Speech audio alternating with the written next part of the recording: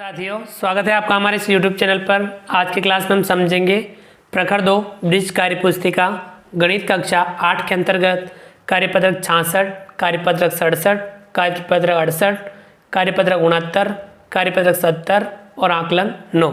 चलिए शुरू करते हैं। कार्यपत्रक 66 पेज नंबर 77। दक्षताएं अनुपात तथा प्रतिशत की अवधारणा विकसित कर सकेंगे।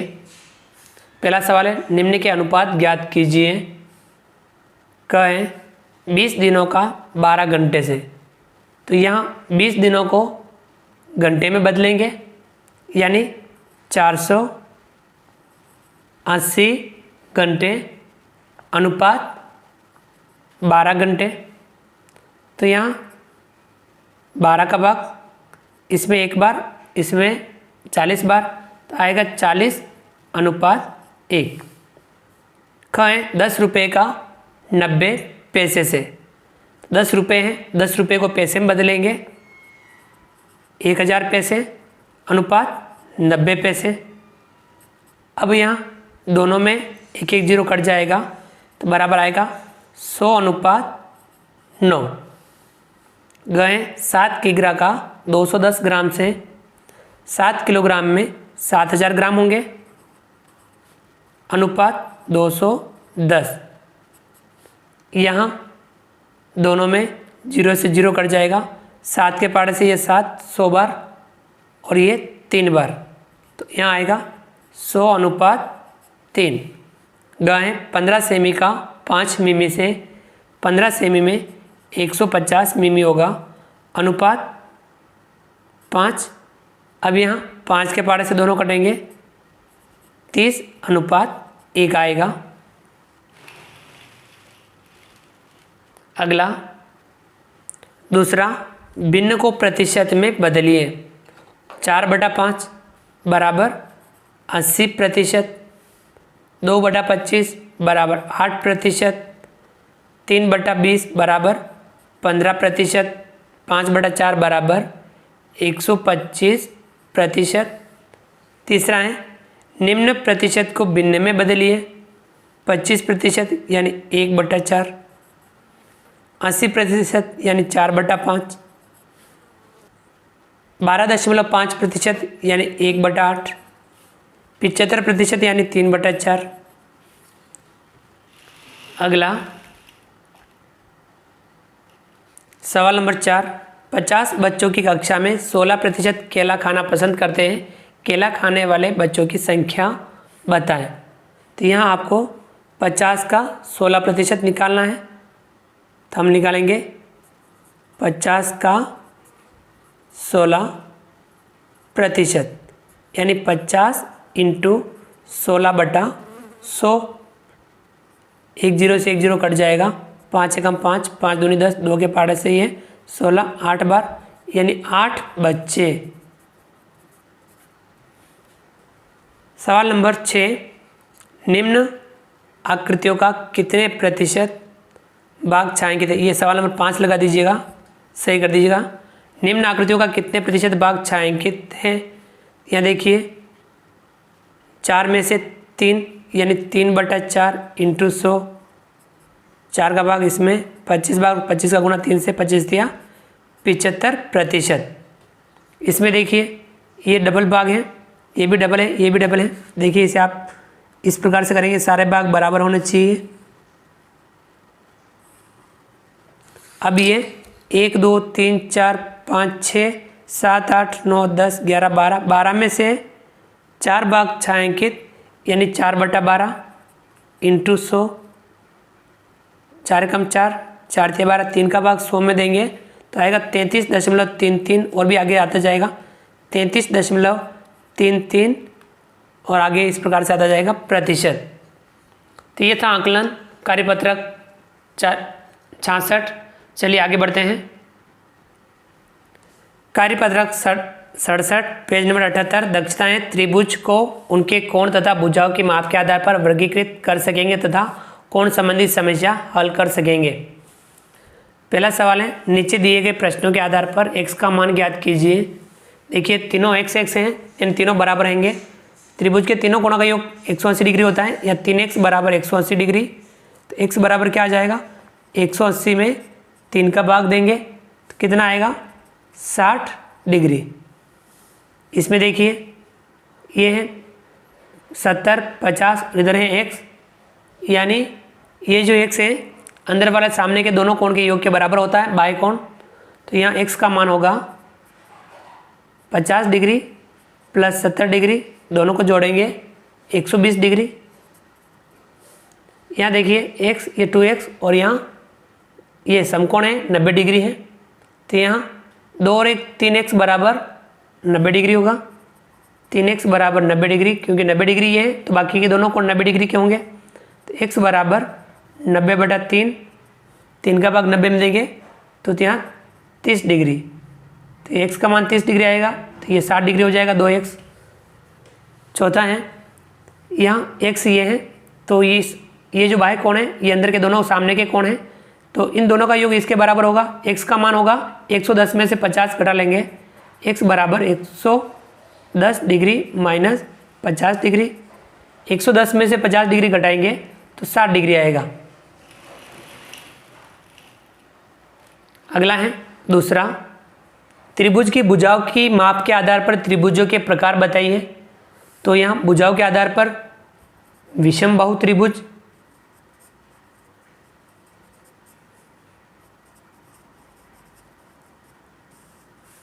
समद्विबाहु त्रिभुज,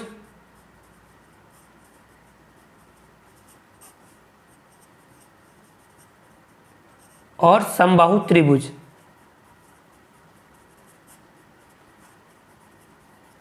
जिस त्रिभुज में तीनों भुजाएं अलग अलग माप की हो विषम बाहु त्रिभुज, जिसमें 2 भुजाएं समान माप की हो समद्विबाहु त्रिभुज, जिसमें तीनों भुजाएं समान माप की हो समबाहु त्रिभुज। तीसरा है हाँ या नहीं में उत्तर दीजिए। क्या एक त्रिभुज में 2 समकोण संभव है? नहीं, तो यहाँ आएगा नहीं। ख है क्या एक त्रिभुज में 2 अधिक कोण संभव है? ये भी नहीं। ग है क्या एक त्रिभुज में 2 न्यून कोण संभव है? हाँ। ग है क्या एक त्रिभुज में प्रत्येक कोण 60 डिग्री के संभव है? हाँ। सवाल नंबर अगला चौथा, त्रिभुज के कोणों के माप के आधार पर त्रिभुजों के प्रकार बताइए। तो यहाँ होगा न्यून कोण त्रिभुज,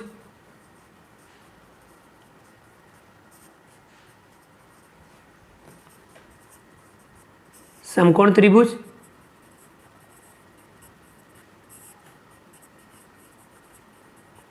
और अधिक कोण त्रिभुज।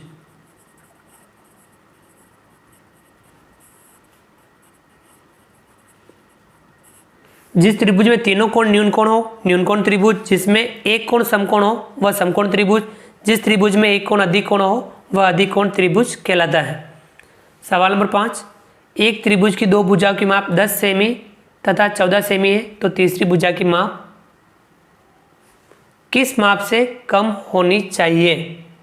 तो यहाँ इन दोनों का योग कितना होगा? 10 और 14 24 सेमी, यानी 24 सेमी से कम।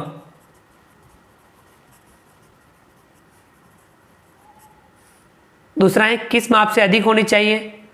14 में से 10 करा लेते हैं 4, यानी 4 सेमी से अधिक होनी चाहिए।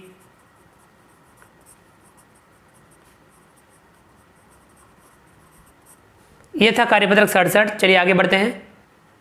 कार्यपत्रक 68 पेज नंबर 79।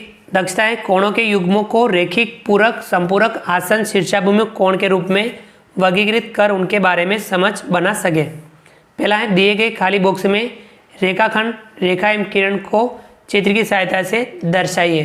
पहला है रेखाखंड। तो रेखाखंड जिसके 2 अंत बिंदु होते हैं,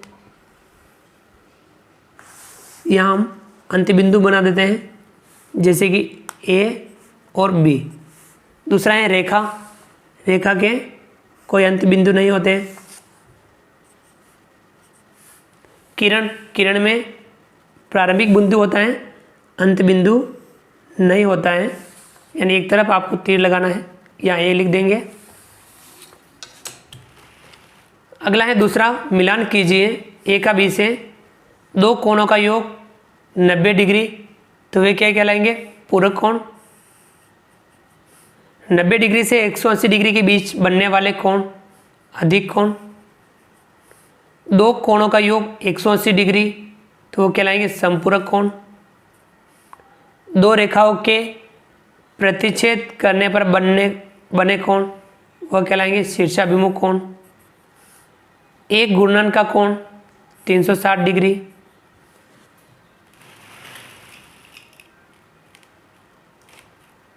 अगला सवाल नंबर 3, नीचे दिए गए चित्रों में कोण एक्स वाई जेड डब्ल्यू का मान ज्ञात कीजिए। यहाँ x का मान होगा 30 डिग्री, ये इसके समान होगा। यहाँ y का मान होगा, ये इधर 65 है तो 180 में से 65 घटा लेंगे तो 115 डिग्री। ये 300 डिग्री है तो ये 360 में से घटा लेंगे तो यहाँ z का मान आएगा 60 डिग्री। और यहाँ w का मान आएगा 90 में से 30 घटा लेंगे तो यहाँ 60 डिग्री। पहला है, चौथा है सवाल, निम्नलिखित कोणों के युग्मों में से पूरक एवं संपूरक युग्मों को अलग अलग पहचान कर लिखिए। 45 तो ये होंगे पूरक, 135 डिग्री और 45 डिग्री ये होंगे संपूरक, 33 डिग्री और 57 डिग्री दोनों का योग 90 डिग्री यानी ये पूरक कोण, 115 डिग्री और 65 डिग्री ये होंगे संपूरक, 62 डिग्री और 28 डिग्री ये होंगे पूरक, 111 डिग्री और 69 डिग्री ये होंगे संपूरक। अगला सवाल नंबर 5, रिक्त स्थानों की पूर्ति कीजिए। यदि दो आसन्न कोण संपूरक हैं तो वे रैखिक युग्म बनाते हैं। कहें यदि दो कोण हैं तो उनके कोणों का योग 90 डिग्री होता है यानी पूरक। 0 से 90 डिग्री के मध्य बनने वाले कोण न्यून कोण कहलाते हैं। यदि दो कोणों का योग 180 डिग्री है तो वे संपूरक कहलाते हैं। यह था कार्यपत्रक 68। चलिए आगे बढ़ते हैं। कार्यपत्रक 69 पेज नंबर 80, दक्षताएं आयताकार तथा वर्गाकार आकृतियों का परिमाप ज्ञात कर सकेंगे। हम परिमाप ज्ञात करेंगे। पहला है, नीचे दी गई आकृतियों का परिमाप ज्ञात कीजिए। परिमाप यानी चारों ओर का माप। पहले वाली आकृति है आयत की है, इसमें चारों ओर का माप 15 15 30 12 12 24 24 और 30 कितना होगा, ये 54 सेमी।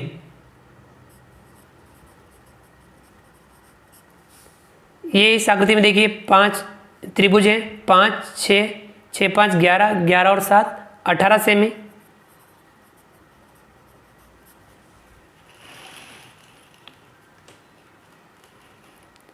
तीसरी ये आकृति देखिए, ये इसमें सभी को जोड़ेंगे 5 2 7 5 12, इस प्रकार से 12 12 24 12 36 12 48, ये होगा 48 सेमी। ये इसमें देखिए 4 4 4 4 4 4 4 8 4 12 4 16 4 20 सेमी। चलिए आगे बढ़ते हैं। सवाल नंबर 2, नीचे दिए गए मापों की सहायता से परिमाप ज्ञात कीजिए। समपंचभुज भुजा है 5 सेमी तो परिमाप आएगा 5 सेमी की एक भुजा है और पंचभुज है समान भुजा वाला तो 5 गुणा 5 5 पंजा 25 सेमी। कहें वर्ग है, भुजा 10 सेमी है तो परिमाप होगा 4 इंटू भुजा 4 इंटू 10 40 सेमी। ग है आयत है, लंबाई है 12 सेमी, चौड़ाई है 10 सेमी तो 2 का गुणा करेंगे, लंबाई चौड़ाई को जोड़ करके 12 प्लस 10 को जोड़ के 2 से गुणा करेंगे, 2 का गुणा करेंगे 12 में 10 जोड़ेंगे 22, 22 का गुणा 2 से करेंगे 44 सेमी। समबाहु त्रिभुज भुजा है 8 सेमी तो यहाँ 3 गुणा 8 8 या 24 सेमी। यह था कार्यपत्रक 69। चलिए आगे बढ़ते हैं। कार्यपत्रक 70 पेज नंबर 81, दक्षताएं आयताकार वृत्ताकार तथा वर्गाकार आकृतियों का परिमाप ज्ञात कर सकेंगे। पहला सवाल है, ए है कमला 75 मीटर भुजा वाले वर्गाकार खेत के चारों ओर चक्कर लगाती है। बी है सुरेश 50 मीटर लंबाई तथा 45 मीटर चौड़ाई वाले आयताकार खेत के चारों ओर चक्कर लगाता है। सी है रमेश 52 मीटर भुजा वाले सम षटभुजाकार खेत के चारों ओर चक्कर लगाता है। अब आपको इन परिस्थितियों के आधार पर बताना है। उपरोक्त तीनों स्थितियों को पढ़कर निम्न प्रश्नों के उत्तर दीजिए। पहला है किसके द्वारा अधिकतम दूरी तय की गई है। तो आपको ये लिखना, पहले इन्होंने कितनी दूरी तय की। तो ये वर्गाकार खेत है, तो यहाँ 4 × 75, 75 चौका 300 मीटर इसका चक्कर होगा। इसमें कितना होगा 50 और 45 को जोड़ेंगे, 50 और 45 कितना हुआ 95, 95 का गुणा 2 से करेंगे तो 190 मीटर ये इसका परिमाप होगा। तो यानी इसका चक्कर 190 मीटर का होगा। ये 52 मीटर भुजा वाला समषट भुज है, तो 6 × 52 करेंगे तो कितना आएगा 312 मीटर। तो किसके द्वारा अधिकतम दूरी तय की गई, तो 312 ये किसकी है रमेश, तो यहाँ लिखेंगे रमेश। दूसरा है तीनों द्वारा तय की गई दूरी को ज्ञात कर अवरोही क्रम में लिखें। तीनों की दूरी हमने ज्ञात कर ली, अब अवरोही क्रम में लिखना है। तो सबसे ज़्यादा किसकी है रमेश, रमेश के बाद कमला, कमला के बाद सुरेश, इनकी दूरी लिखेंगे 312 मीटर, इसके बाद में 300 मीटर और उसके बाद में 190 मीटर। चलिए आगे बढ़ते हैं। दूसरा है नीचे दी गई आकृति के खेत के चारों ओर बाड़ लगाने का खर्च 8 रुपये प्रति मीटर की दर मीटर है, तो कुल खर्च कितने रुपए का होगा। इसके चारों ओर बाड़ लगानी है 8 रुपये मीटर की दर से, तो पहले इसका परिमाप ज्ञात कर लेंगे। 20 metre, 10 metre, 10 metre, 15 metre, 15 metre और 30 मीटर, इन सभी को जोड़ेंगे। परिमाप क्या होगा 20 + 10 + 10 + 15 + 15 + 30, 15 15 30 30 60 70 80 90 100, तो परिमाप आया बराबर 100 मीटर। बाड़ लगाने का खर्च क्या होगा 8 रुपये की दर से 100 × 8 बराबर 800 रुपये। अगला है तीसरा, नीचे दी गई आकृति का परिमाप ज्ञात कीजिए। ये देखिए इस प्रकार की आकृति है, ये यहाँ से यहाँ तक 14 सेमी है, यानी ये अर्धवृत्ताकार का जो व्यास है वह 14 सेमी है। तो आपको आर ज्ञात करनी है। आर कितनी होगी 14/2 बराबर 7 सेमी आर हो गई। अब अर्धवृत्त की परिधि, अर्धवृत्त की परिधि बराबर पाई आर, पाई का मान 22/7 × आर, 7 से 7 कट जाएगा, कितना आएगा 22 सेमी। तो यानी यहाँ से यहाँ तक 22, तो इसको 4 बार जोड़ना है, परिमाप आ जाएगा। तो परिमाप क्या होगा आकृति का परिमाप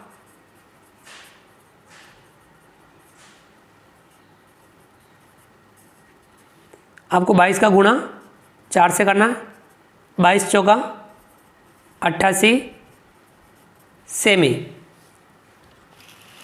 अगला है चौथा, 14 सेमी त्रिज्या वाला पहिया कितनी बार घूमेगा अगर उसके द्वारा तय की गई दूरी 1056 सेमी है।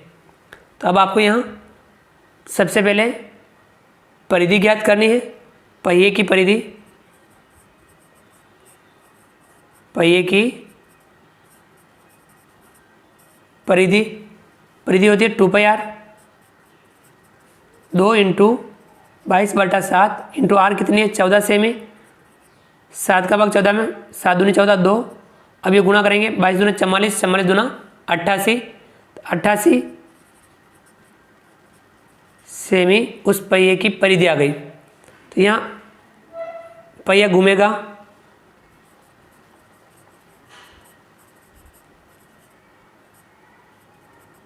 पहिया कितनी बार घूमेगा, 1056 में भाग देना है 88 का, तो भाग देंगे 12 बार भाग जाएगा, यानी 12 बार पहिया 12 बार घूमेगा तो 1056 सेमी की दूरी तय करेगा। तो ये था कार्यपत्रक 70। चलिए आगे बढ़ते हैं। आकलन 9 पेज नंबर 82। पहला सवाल है, निम्न को हल कीजिए। प्रतिशत को भिन्न में बदलिए। 75% यानी 3/4, 25% यानी 1/4। दूसरा है, भिन्न को प्रतिशत में बदलिए। 2/5 यानी 40%, 1/2 यानी 50%। तीसरा है, अनुपात ज्ञात कीजिए 50 पैसे का 3 रुपये से। तो 50 पैसे अनुपात 3 रुपये यानी 300 पैसे। तो क्या हो जाएगा, 50 का भाग देंगे 1/6। बी है 500 ग्राम का 4 किलोग्राम से। तो 500 ग्राम अनुपात 4 किलोग्राम में 4000 ग्राम, तो बराबर क्या होगा, 1/8। चौथा है, रिक्त स्थानों की पूर्ति कीजिए। 2/5 समानुपात, यहाँ 15 है, यहाँ कितना आएगा 6/15। बी है 9 अनुपात खाली जगह है 3/2, तो यहाँ आएगा 6।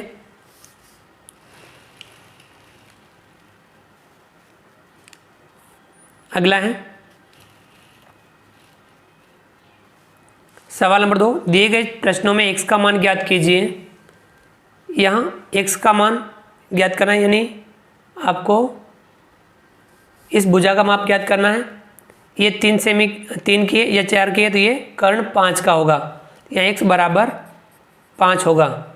यहाँ x देखिए, ये 120 डिग्री है, तो ये दोनों इसके समान होते हैं, इसके योग के बराबर होते हैं। इनका योग इसके बराबर होता है, तो 120 में से 50 घटा लेंगे तो कितना आएगा, 70 डिग्री। यहाँ x का मान कितना आएगा, 70 डिग्री। यहाँ x का मान ज्ञात करना है, तो यहाँ ये 70 है, तो अंदर वाला भी 70 होगा। तीनों 180 डिग्री के होते हैं, तो यहाँ 2x बराबर 180 डिग्री में से ये वाला 70 डिग्री घटा लेंगे, x बराबर आ जाएगा 180 डिग्री में से 70 घटाएंगे 110, उसमें 2 का भाग देंगे तो आएगा 55 डिग्री। x का मान यहाँ 55 डिग्री आएगा। सवाल नंबर 3, सही विकल्प के साथ मिलान कीजिए। जिस त्रिभुज की 2 भुजाएं समान हो तो वो कहलाएगा समद्विबाहु त्रिभुज। प्रतिच्छेदी रेखाओं से बनने वाले कोण क्या कहलाएंगे, शीर्षाभिमुख कोण। एक रेखा जो 1 या 2 रेखाओं को भिन्न भिन्न बिंदुओं पर काटती है, तिर्यकछेदी रेखा। वह त्रिभुज जिसमें एक कोण समकोण हो, समकोण त्रिभुज। अगला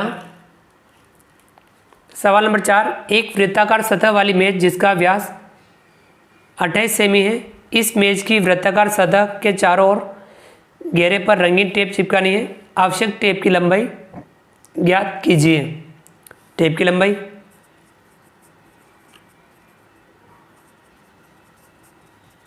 क्या होगी, 2πr